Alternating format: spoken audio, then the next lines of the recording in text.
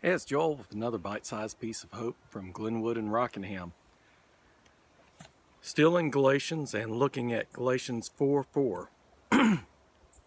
When the right time arrived, God sent His Son into this world, born of a woman, subject to the law, to free those who, just like Him, were subject to the law. Ultimately, He wanted us all to be adopted sons and daughters. Because you are now part of God's family, He sent the Spirit of His Son into our hearts, and the Spirit calls out, Abba, Father.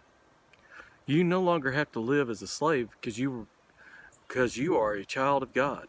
And since you are His child, God guarantees an inheritance is waiting for you. One of the most encouraging verses we see in the Scripture is this one that talks about we can become adopted sons and daughters.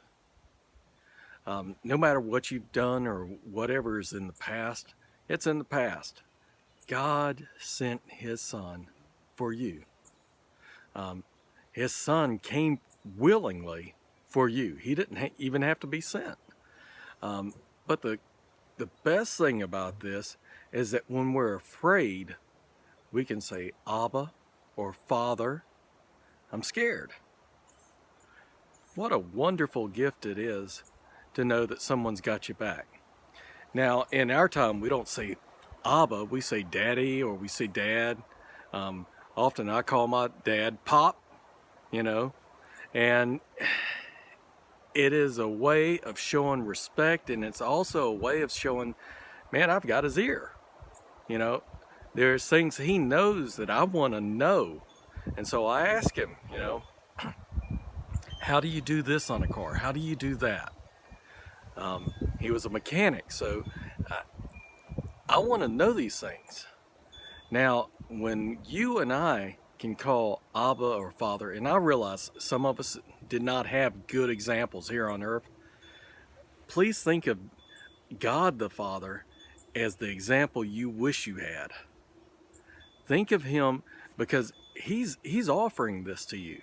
He doesn't have to, but He loves you so much, He wants to adopt you and call you a child of God and give you an inheritance. What a wonderful gift it is. This is a protective Father, a Father that takes away fears and gives us hope. This is your bite-sized piece of hope for the day. Thank you for listening, and be sure to share with your friends.